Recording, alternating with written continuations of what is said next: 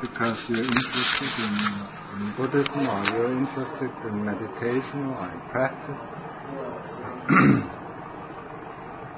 or you have some dukkha, or you're weighed down by dukkha, or whatever, and that brings you here, and you find, and you hope you will find some relief.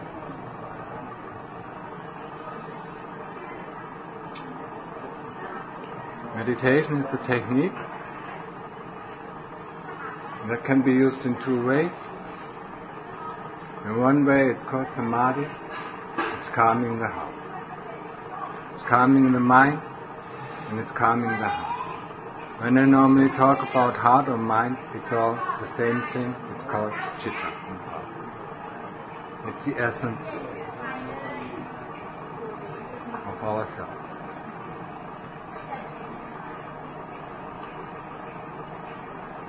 So if you don't do this technique, if you do not practice, if you do not it seriously or wholeheartedly, it will not have the results that we desire. So if you want to get into calm, and we are not able to put our mind on this one object we choose for calm meditation, and there are only two objects that we do. That is either breathing in, observing the breathing in or breathing out at the tip of the nose, and the attention of our focus is the tip of the nose, and nothing else. We focus on the tip of the nose and know that the breath is coming in or the breath is going out. We do not follow the breath. Like Kanacha Mahabodha says, we are wardens at the door of the museum. We are just interested who goes in and who goes out. We do not follow the people. If we follow the people going in and look what they are doing there, then we miss all the other people who come in and go out. So that's why we stay just at this one point. And the one point is the tip of the nose, because the feeling or the feeling of the breath is there most prominent. So when we stay at the tip of the nose, that's where we stay. We concentrate and concentrate at that. When the mind goes out, we pull it back. The other technique is a mental repetition of the word Buddha. And with this, we do the same thing. We just repeat it over and over again.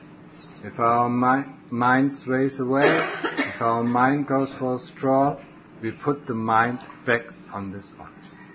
And we do it at least for 45 or an hour. 45 minutes or an hour. This is the beginning of meditation. 1 hour, and you will see the time passes very, very slow. Because the mind wants to go on. The mind wants to go for a stroll, wants to think about this, wants to hear that, or think about that. Whenever we catch it, we just, and that's where all our effort goes, we put it back onto this one object. Nothing else. We see it strolling out, we put it back. And we put it back, and we put it back. And in the beginning phases of our practice, that's all what we do. We cannot keep the mind very long at the one object, be it the breath or be it the Buddha. So that's what we have to do. That's where our main activity is, just pulling the mind back to the one object. If you pull it to this one object and it stays there for a while, then we have the feeling the mind gets calm. The mind gets centered, the mind gets quiet. If you get it really calm, if you get it to the edge where thinking stops, then we will experience a new kind of living. The world of experience. And whoever experiences it for the first time, he thinks he's out in outer space. It's something he doesn't know.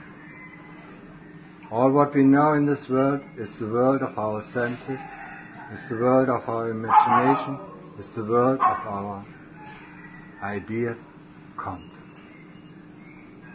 That's what we know.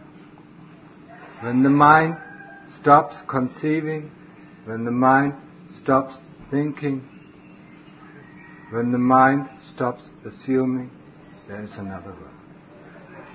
And that is the world of experience. When we come to this kind of quietude, and it is quietude when the mind stops its activity, and it's peaceful, and it's happy, we still experience. This can be called the state of upachara samadhi or access samadhi.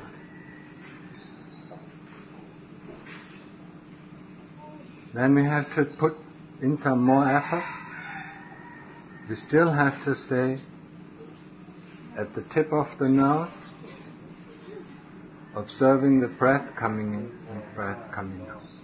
Or we still have to repeat Buddha and Buddha until either the Buddha becomes so fixed that we cannot think it anymore, until the mind becomes so centered, so focused, so one-pointed that we even cannot think the word Buddha anymore. Or the breath disappears. The breath becomes so subtle that it completely disappears. With the breath disappearing, the sensation of our body disappears, and the sensation of this whole world disappears. That is called this deep state of samadhi, appanna samadhi.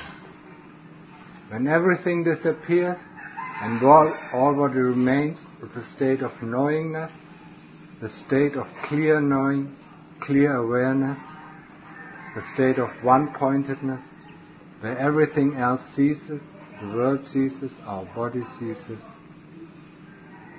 That is called appanna samadhi. And that is called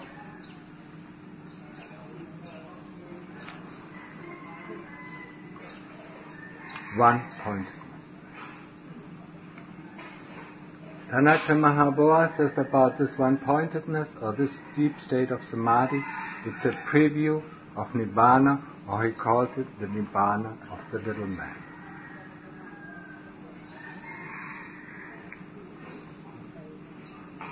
So, now think about it. If you want to experience it, it's up to you. It's up to you to put in the effort, to put in the determination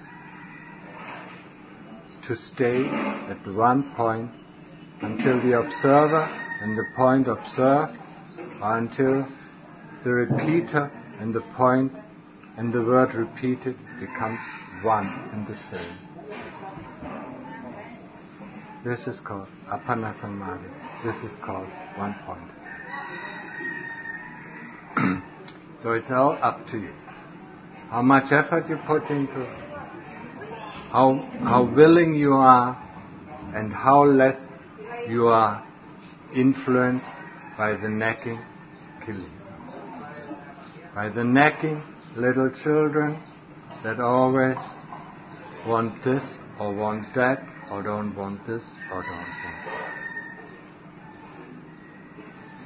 If we cannot control them, if we cannot put them to rest, they will always try to influence, always try to get us into trouble. And the way or the technique or method of staying at this one point, that is the way to cure. Not giving in into the influences of the kilesas, not listening to the sound of, to the sweet sound of the whispering bird who sits behind our ears. Oh, just let me do this, just let me do that, just want this or just want to do that. This is not the way. The way is when we see our mind strolling out, to put it back at the one object. Just there. And there all our effort, all our determination goes. Because our goal is to reach this wondrous state of deep samadhi. And the first time you go in, or the first time when you come out of this, you really think you have experienced the wonder. And that's what we want. That's what our heart, in truth, is looking for, this kind of complete, deep state of rest. This kind of complete, deep satisfaction, this state of complete, deep state of unity. Whenever we are in the world, we never feel. We always feel alone. We always feel separated from sin. When we are in this kind of state of deep samadhi or panna samadhi, we don't feel alone. Because we are. We are whole. We are one. For the first time in our life, we have experienced the state of oneness, the state of wholeness, the state of holiness. The moment we come out, of course, all our troubles come back on top. The whole world reappears, and we are in the same trouble as before, except that we know we have experienced something that is beyond description. And that's what it's for. To show us that there is something in this world that defies the world, that is more, that is not of this world, that is more than we can ask for, that is more than we can do. There is something that is so amazing, something that is so wondrous, that we cannot find, we cannot look into this world. This is an experience that will always stick in our hearts. And this experience hopefully helps us and reminds us that the things that we can experience in this world, or the things that we have experienced in the world, are no comparison to that what we just experienced. And this can be a motor, this can be a driving force, this can be an engine to get rid of the defilement, to get rid of greed, anger, and delusion. To make our final goal, to go to our final goal, what is called Nibbana, freedom, vimutti. At the moment we are all in samutti, in a conventional reality. And we've been there for a long, long time. We've been there for millions or billions of lives and years in this kind of samadhi. And after this life, we want to be again in the samadhi. Again and again and again. We never think that this kind of experience, this kind of life we have lived before. We want to live it again.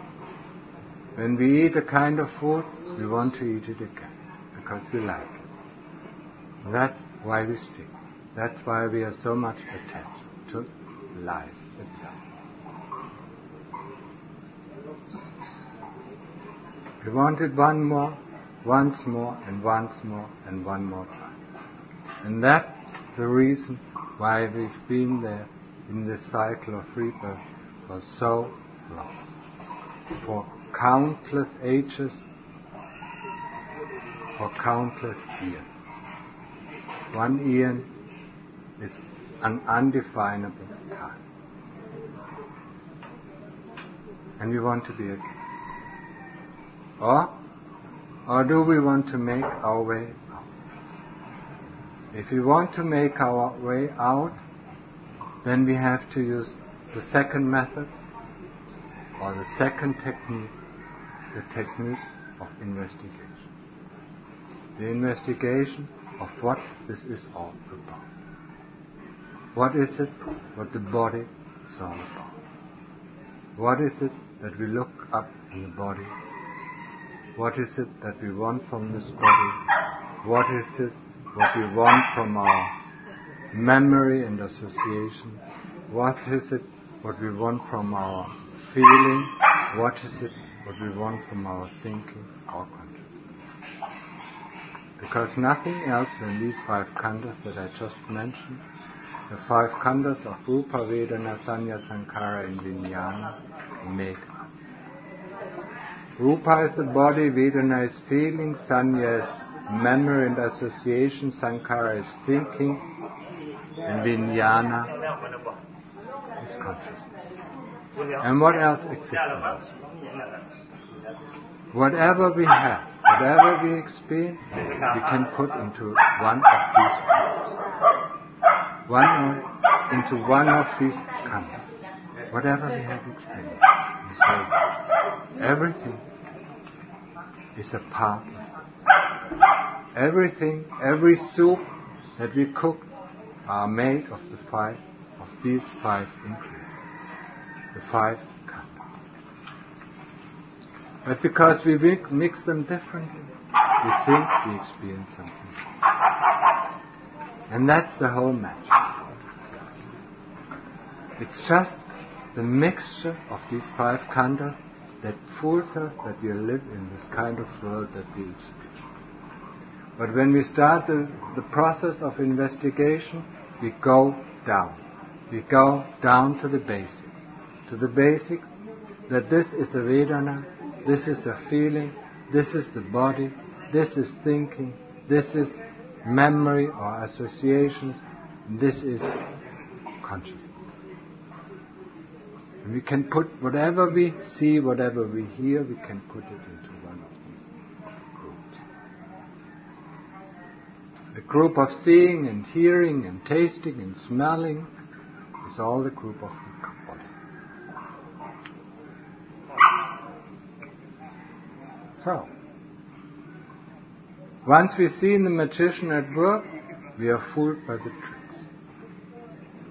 We are so, like little children, we sit in front of this magician and look at one of these tricks and the next of the trick, and we never get bored. But once we go beyond the stage and look how he does these tricks, we are dismayed. And the method or the technique of investigation is the way of going behind the stages and looking how the tricks are done. The tricks that fooled us into thinking this or thinking that, into liking this and liking that, into attaching to this, what we call world. This world or another world or the threefold universe. The world of the devas, that means heavenly beings, the world of the animals and humans, and the world of the ghosts, demons and hell. This is called the threefold universe. Well, consider it very well. What do you want to do? What do you want to do with your life? Next life, do you want to become a lion, or do you want to become a dog, or a horse, or whatever? Do you want to become a human being, or do you want to be in the hell realms, or do you want to be in the heavenly realms? The heavenly realms, you're born and you will die. The hell realms, you're born and you will die. The human realm, you're born and you will die. Nothing is long. Nothing is forever. It all has its time. It all changes. So once we are in the heavenly beings, we have to go, and most of the time we go directly to the hell. From the hell realm, we might go back to the heavenly realm or make a quick stop at the human realm to send enough karma to lead us for another 100 and thousands of years down to hell or to heaven. That's, in a short description, that's our life we have been living for such a long time. This is the kind of life we love and we live and we want and we are so much attached to. Now we are in heaven, then we are in hell, then we are human beings, then we are animals, then we are ghosts, then we are demons, whatever we want. Whatever we want, that's what we are going to. But if we want to become free, then we have to go the path, the Eightfold Path, the path that leads to the end of all time. And this path is Sila, Samadhi, and Panna. Samadhi I described already. Panna I said, or I described it shortly, as going behind the stage and look at the tricks that the magician is doing. But Sila is the basis, is one of the big bases of our practice. It's nothing else than virtue, it's nothing else than the 5 precepts. These 5 precepts that are given to us, our protection, are there for our protection. For our protection not to fall down into the lower realm. One who really adheres to keeping the 5 precepts can call himself a human being.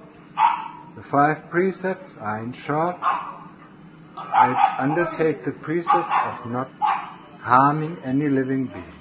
I undertake the precept of not taking what is not given to me. That includes, of course, stealing, but also all other forms of taking things that do not belong. The 3rd precept is not to lie, not to use hard speech, not to use abusive speech. To lie, it's not only to lie to other people, but to lie or disguise what we are doing to ourselves. And there we are great.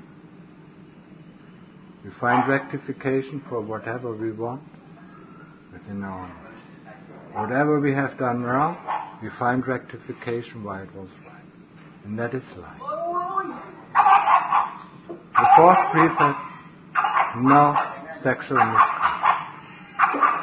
Sexual misconduct is using somebody for his own personal sexual pleasure, because out of his position, because out of his power, because out of his money, or whatever. Somebody using for his own personal sexual pleasure. That is sexual misconduct. If you have a partner, that's it. You don't look for another. And the 5th one is not using alcohol and drugs. Alcohol and drugs are things that reduce our mindfulness. Mindfulness, or sati, as you call it in Pali, is the basis of our practice. If you don't have mindfulness, if you are not aware of what we are doing, we do not keep the silas, we cannot go on the path to samadhi, and then we cannot do investigation. So mindfulness is the key. And alcohol and drugs reduce or take away our mindfulness. That's why it's in the 5 silas. That's why it's within the 5 precepts. So remember, even if you go out to the world, even if you don't want to do anything, that then practicing samadhi or calm and enjoy your inner happiness that is there all the time. And you lost the key to the door, and maybe you find it. Remember this when you go back out in the world. The 5 precepts are there to protect us to fall down in the lower realms. The lower realms start with the animal realms, go to the ghost realms, demon realms, and all the hell. So remember this.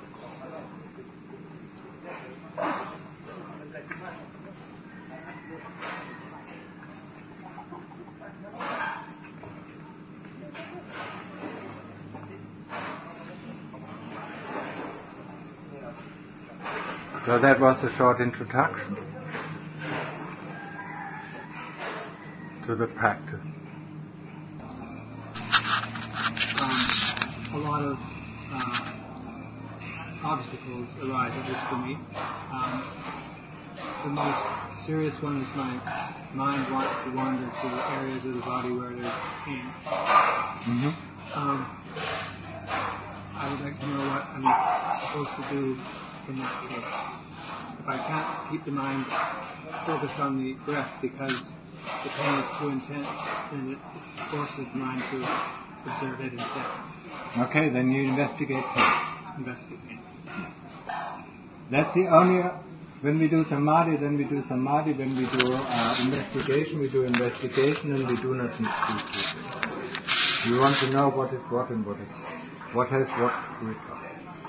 So the only exception, when we practice samadhi and pain arises strongly, then we are allowed to investigate this pain. Investigate this pain, go with the mind to the area where the pain arises, and investigate it in the terms of anicca and anatta. Anicca is impermanence, changeability, is arising and ceasing. Anatta is not self. This does not belong to me, this is not myself, that is not me. Somebody who observes the pain cannot be the pain. The observer cannot be the object, and the object is not the observer. This is the principle of anatta. In dukkha, you suffer. You don't like this pain, you don't like it, and not liking is a form of suffering.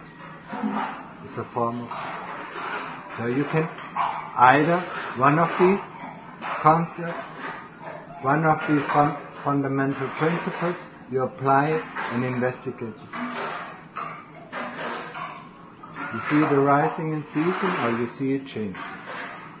You can investigate it, is it point-like, or is it an area, and how is it in this area, is it changing in this area, and you can get so focused on this investigation that you can completely cut. Because the observer, that's what we put on the object, is not the pain. And if we do it correctly, and the pain will disappear. Because then we might reach the state of samadhi through this kind of investigation.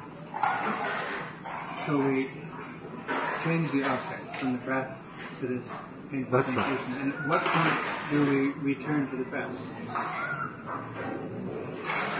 When the sensation disappears. So not only when it becomes mild enough you can return, but wait until it disappears completely. Well, this is up to you. Okay.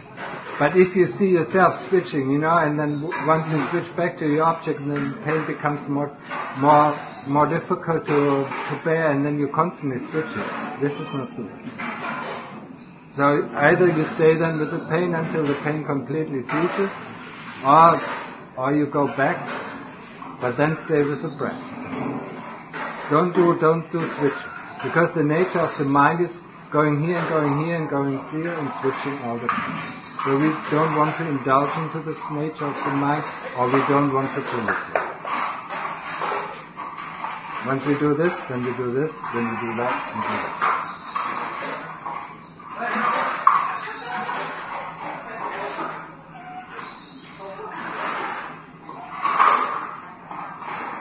Some more questions?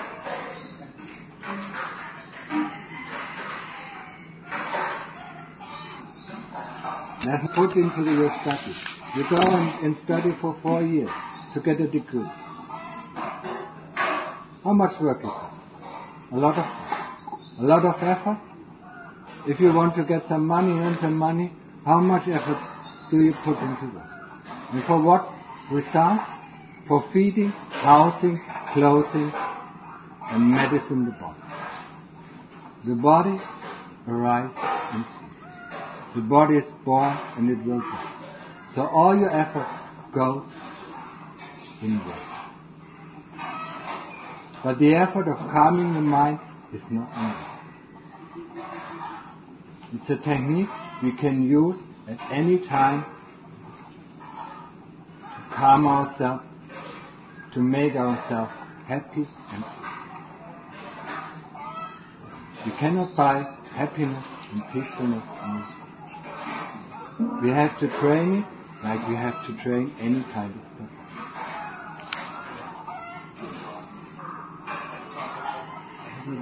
Once we have the skill, we can use it. What is the question? The question is, this is the first opportunity I've had to practice walking meditation. Mm-hmm. And I'd like to know what the object of meditation during walking meditation should be. The object is just the same. Is it Buddha, then you just keep on the Buddha.